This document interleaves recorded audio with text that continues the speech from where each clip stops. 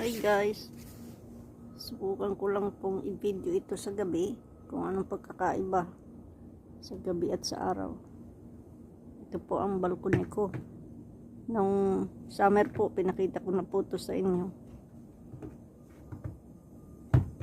Yan po ang mga kahoy dahil nag-snow kanina maghapon.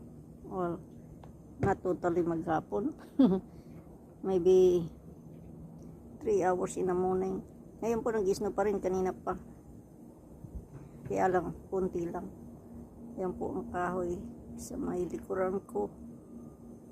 I mean, sa may likuran ng building ko, ng apartment.